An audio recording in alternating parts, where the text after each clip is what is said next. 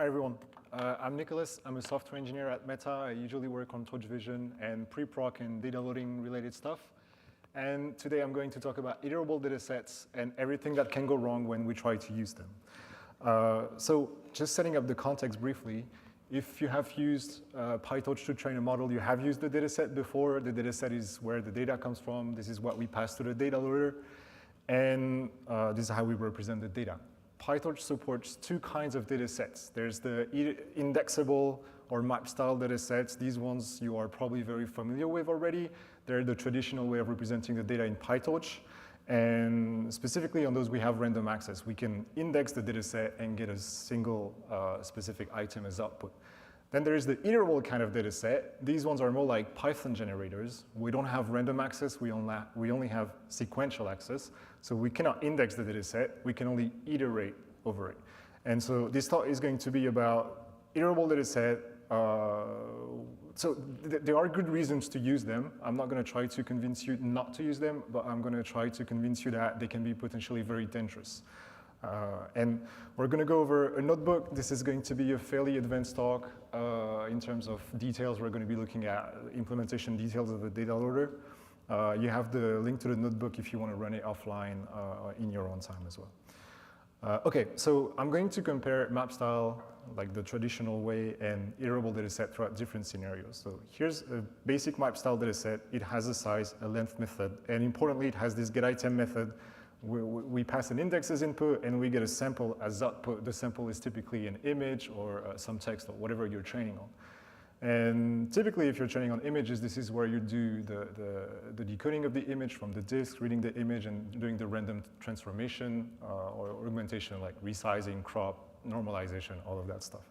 Here, I'm just doing things very simply. I'm just pretending that my sample is the index, so I'm returning integers in the dataset, and I'm doing that so that we can visualize the output. So we can run this, pass it to the data loader, and ask for a batch size of 10, and I get 10 batches of size 10 because I have 100 samples in my dataset, and I'm happy with that. Now, with an iterable dataset, the equivalent implementation of the map style dataset that we just had would look something like this. We don't have a getItem method anymore because we don't have indices with this kind of dataset. We can only iterate over it. So we have an iter method, and essentially we implemented a glorified Python generator. And so it would look like this. I'm just yielding from a for loop here. I can also run this, pass it to the data loader exactly the same way, and so far so good. Everything works fine. I have 10 batches of size 10. Now, fun stuff is going to begin. We're going to add some parallelism. So there are different kinds of parallelism. I'm only going to be talking about what happens within the data loader. But you can have other kinds of parallelism, like multiple GPUs, multiple nodes. Every one of these problems, every one of these scenarios adds problems, and they're embedded into one another, and they make things really complicated. But we're just going to, for the sake of time, even just this kind of parallelism is complex enough. So let's look at it. If we want to run our pipeline on multiple processes, all we have to do with a map style dataset is just pass this parameter, num workers equal 4 here. We can run that, and under the hood, PyTorch created 4 workers and gave us the result we expected. If we do exactly the same thing with an iterable dataset, we get this mess. It's silently wrong, but the data loader doesn't error. It just throws this garbage to us. And this is duplicated. So we have duplicated data, and it's duplicated essentially by the number of workers that we have. So before I explain how to fix this problem, let's try to understand why this is happening. Let's look at the simple case first. We have a map style dataset. We ask for 2 workers. Okay? In the data loader, what's going to happen is the data loader is going to fork itself twice, and each worker is going to have input and output queues. The data loader is going to sample indices, shuffle them if it needs to, and then it's going to partition those indices and send them to each worker. So it's going to say, hey, worker 0, you are responsible for these samples. Worker 1, you are responsible for these other samples. And it's doing the partition like that. And then every single sample is transformed individually, calling the getItem method of the dataset. And when the workers have accumulated enough samples in the output queue, they collate those, send them back to the main process, and this is how we get nice batches as users from the data loader. Okay. With an iterable dataset, we don't have indices. We cannot do that. So the data loader cannot sample indices in the same way. What it does instead is that it sends none to the worker, and none is just a placeholder that just says, get me the next data that you have to the worker. And because we have a fork, this dataset object is exact same copy of this dataset object. And when you call next on these things, well, you get the same output from both workers. And this is why we have duplicated data. So in other words, what we have is this scenario here where every worker is seeing the entire data, it's seeing the whole of the data set, but what we want is to have some level of partitioning, some sharding. And there are different ways to do it, but we have to do it manually with an iterable data set, and the only way we can do it is here within the dataset object, because this is the only thing that we control as a user. Everything else is in the data loader and we cannot touch it. So one way to do it, there are many ways to do it, but one way to do it is just get the number of workers from PyTorch, get the worker ID that you're in, and then just run something like this. With a simple modular operation, you can just filter out. If you have 2 workers, you filter out every other sample, and this can work okay. Then you end up with something like this, and you don't have duplicated data anymore. Okay, so that was already a lot, but it's going to get much worse. Now we're going to look at shuffling. So far, we haven't shuffled the data, but of course, we want to shuffle the data when we're training. So map style data set, super easy. You just instantiate a sampler from PyTorch, you pass it, boom, random data, happy. Okay. Iterable data set, you do the same thing. Sorry, this one. Do the same thing, boom, error. At least this is a loud error. This is not a silently wrong result, but, well, you have to do more work yourself.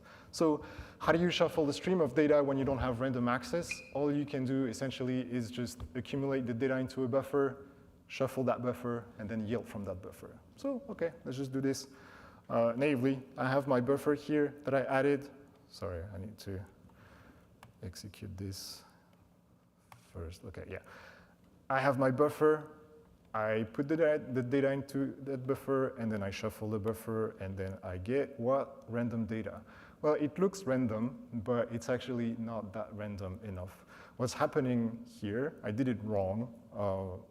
I first partition the data, so I send each worker a subset of the sample, and then each worker is shuffling within that subset that it has. And so essentially, if you look at this picture, what we have is that each worker, like basically the blue bits are shuffled with the blue bits, the yellow bits are shuffled with the yellow bits, the green with the green, but we never have shuffle of all the samples within themselves. So that's not really a uniform partition, that's not really uniform shuffling, and that's not good enough. So we need to shuffle before we shard the data. We need the worker to shuffle on all of the data and then only do the partitioning. It's not too hard. We can just accumulate into the buffer, shuffle, and then do the partition, just like that. It's a subtle difference from before, but this one is slightly more correct. But it's still not good enough, because if you look at the number of unique values in this thing, you have 69. If I execute again, I'm going to get a different number, but I wanted to have 100, right? Because I have 100 samples. And the problem here is that the shuffling, is different across the workers. The workers do not agree on what the shuffling should be, and they don't agree because PyTorch has done this. It has seeded the first worker with a given seed, and it has seeded the other ones with a different seed. And that means that the seed we're using for shuffling is different across the workers. So PyTorch actually does this for a very good reason that we're going to explain next. But naively, you could think, okay, I can just override this thing. I can just say, hey, when you initialize my worker, just say hardcode a seed, right? We can do this. We have this hook called worker init function, and I can just set a random seed like this, pass it to my data loader, and now I get 100 unique values, and my shuffling is almost correct. It's still wrong for different reasons, but at least I don't have the same problem that I had before. So now we've kind of fixed shuffling, but we've broken everything else. We have overridden this. We have set the random seed of worker 0 to be the same as worker 1, but this is wrong. The reason PyTorch was doing this on our behalf originally is because we want the transformation, the random augmentation, to be different across the workers. We want each worker to transform the data differently. We want the crops, the random crops of worker 0 to be different of the crops from worker 1, because we want maximal entropy when we're training. And if we override that, well, we're breaking this assumption. So what we need is to separate the shuffling, we need to separate the RNG streams. We need one single RNG stream for shuffling that the workers agree on, and it needs to be completely separate from the rest of your RNG streams when you're running random augmentation or something else. It's really not easy to do. Now, if you do that, you have code that is extremely stateful because you have to manage different PyTorch generators and things like that, and it's a big mess. I'm already out of time, so let me just conclude. Just a recap of the issues. If you use iterable dataset, you're going to have problem with shuffling, with partitioning. You have to do all that manually, and the order of these operations matters. You have to separate RNG streams. It's not easy to do.